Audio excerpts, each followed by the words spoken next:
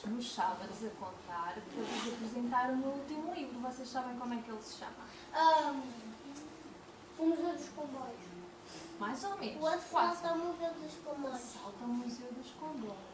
Vocês já ouviram falar desta história? Sim, eu tenho. Tens o livro? A sério? E gostaste de ler? Sim. Queres ouvir a história? Estás curioso? Então diga-me mais uma coisa.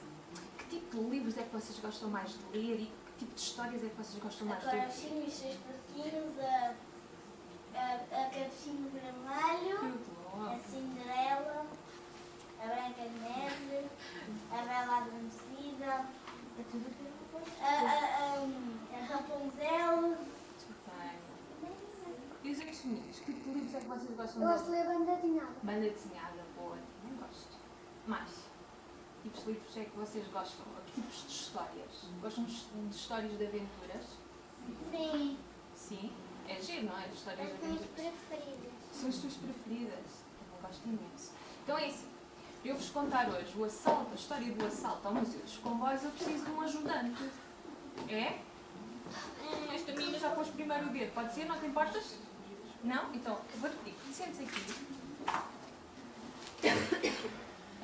Vais mostrando aos meninos as ilustrações, enquanto a Daniela vai contando a história. Pode ser? Sim? Vamos lá.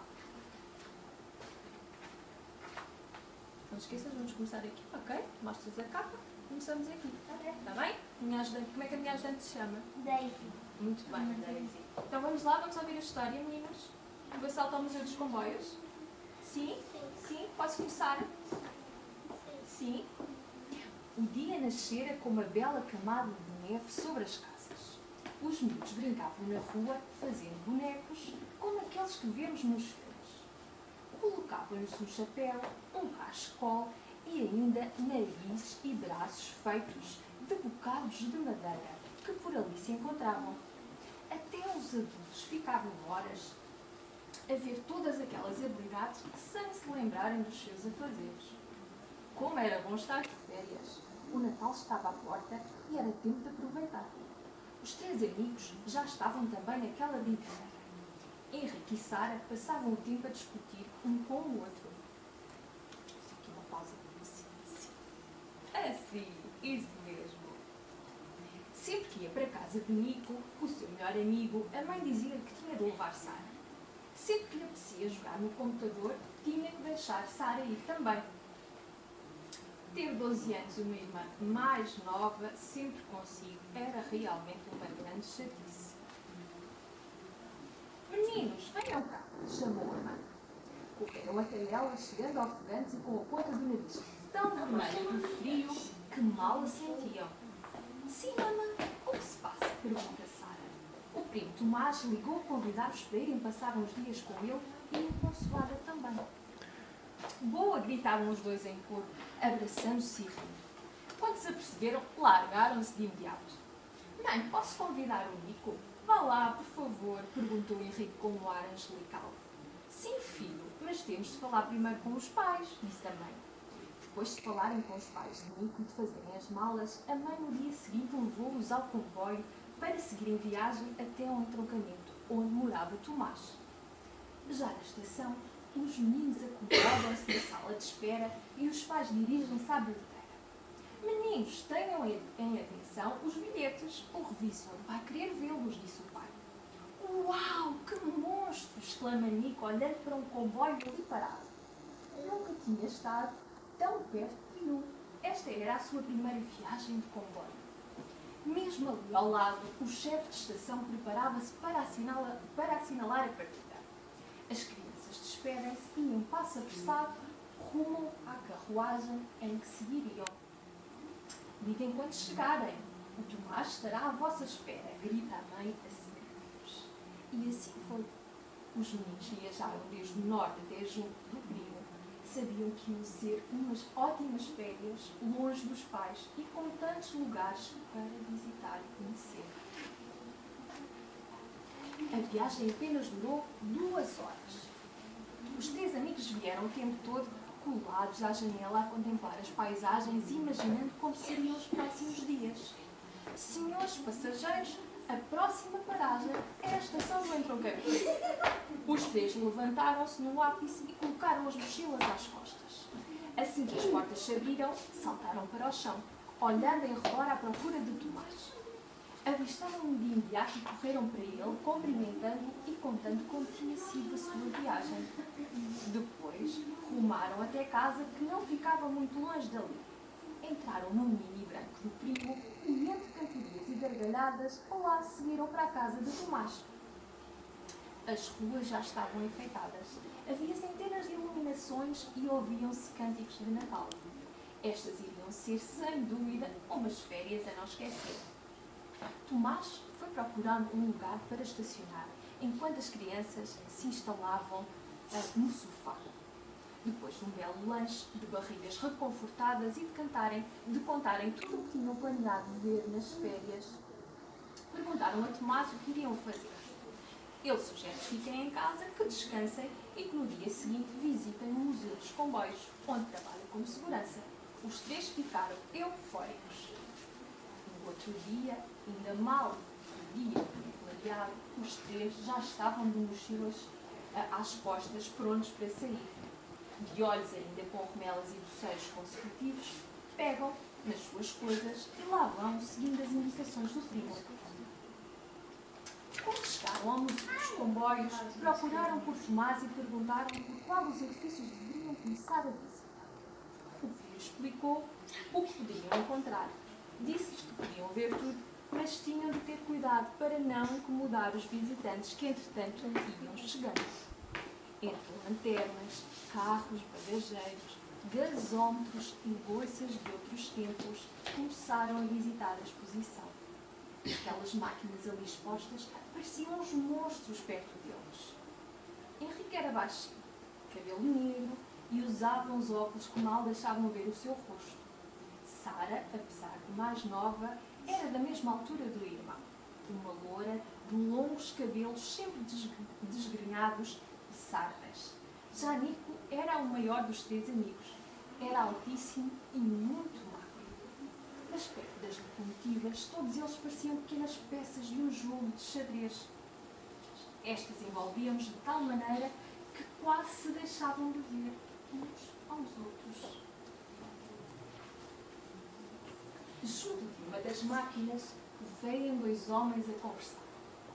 Um era, tal como Tomás, segurança do museu. O outro tinha um ar completamente sinistro. Parecia que a conversa não estava a correr muito bem, pois estavam exaltados. Curiosos, decidem aproximar-se para ver se conseguiam perceber alguma coisa. Nada, não conseguiam ouvir nada. Dão a volta a uma além ali parada e então ouvem os dois homens. Esta noite deixo a porta das traseiras do edifício aberta. Não te atrases, tens 30 minutos para fazer o serviço antes que o Tomás apareça. As crianças não queriam acreditar no que acabavam de ouvir. Alguma coisa de muito grave se ia passar naquela noite. Tinham de contar ao primo. Não perderam tempo, desataram a correr pelo museu, quase atropelando quem por ali já andava.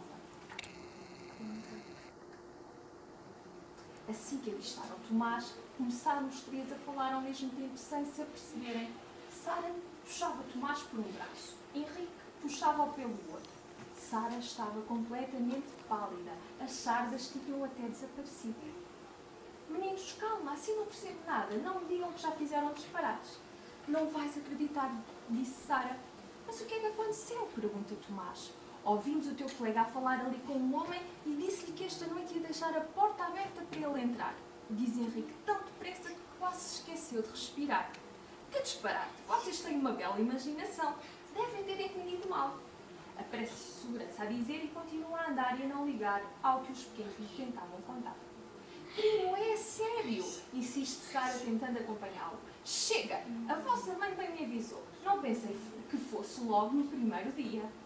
Tirou do bolso uma nota de 10 euros e mandou-os ir até à cafetaria fazer um lanche.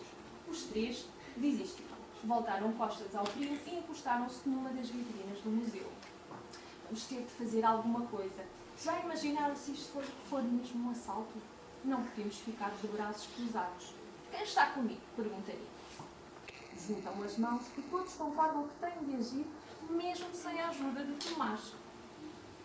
Foram para casa e ali ficaram a planear como poderiam sair à noite sem que o primo os visse. Assim que acabaram de jantar, enquanto Tomás descansava, antes de voltar ao trabalho, vestiram as roupas mais escuras que tinham. Foram até ao sótão buscar lanternas, cordas e mais umas ferramentas que por ali estavam de campismo e juntaram-se no quarto do Sara. Como vamos fazer para que ele não dê pela nossa saída? Perguntou Nico, assumindo a preparação do plano. E que tal colocarmos umas almofadas debaixo dos cobertores? Sugeriu Henrique. Concordaram e assim foi. Não sabiam o que ia acontecer, mas também não podiam ficar em casa sem fazer nada. Prepararam tudo nos quartos e saíram em fila, pé a pé, tentando não fazer nenhum barulho. A noite estava chuvosa e o vento soprava fora. O primo ia entrar à meia-noite e sabiam, pelo que tinham ouvido, que o assaltante chegaria às 23h30. Correram o mais depressa que puderam, atravessando as ruas da cidade, até finalmente chegarem ao destino. Nessa manhã, antes de saírem do museu, tinham tirado do chaveiro uma chave que dava acesso a uma das oficinas. Por lá seria fácil entrar para a zona expositiva. Abriram o portão e andaram por entre máquinas e ferramentas. Tudo àquela hora era assustador. As suas próprias sombras pareciam ganhar vida. De lanternas nas mãos, lá chegaram ao local onde dava para ver a porta que o segurança disse que deixaria aberta. Esconderam-se através da famosa Lily Potienne e ali ficaram à espera que chegasse a hora. Não demorou muito até que o relógio da igreja que havia ali ao lado desse o sinal das 23h30. Era agora. Estavam nervosos, com medo e ao mesmo tempo com uma sede de aventura que lhes percorria o corpo inteiro. Parecia que tinham borboletas na barriga. De repente, um barulho. 2 homens entram e só se ouve o som das suas botas encharcadas. De máscaras e mochilas às costas, um deles faz sinal para cada um seguir numa direção. Mas o que procuram? Pergunta baixinho Nico. Será dinheiro? Questiona Sara. Não parece, apressa-se Nico a dizer. Levantam-se e seguem um dos assaltantes. Ele não se dirige à cafetaria onde poderia encontrar dinheiro, nem agarra nenhum dos objetos. Vai percorrendo os corredores. O mistério torna-se cada vez maior. Nico olha para o relógio. Eram agora 23h40. O primo já devia estar a preparar-se para ir trabalhar. Continuam a segui-lo. De repente, pelos walkie-talkies, o assaltante chama ao parceiro. Abriram a boca de espanto. Olharam uns para os outros. As crianças não queriam acreditar quando viram que os homens estiveram junto de uma pequena vitrine que bordava a chave do comboio real. O assalto seria um dos maiores tesouros do Museu dos Comboios. Um dos homens já tinha tirado o martelo de dentro da mochila. Não demorou para, com toda a força, acertar em cheio no vidro da vitrina, caindo estilhaços para tudo o que era sítio.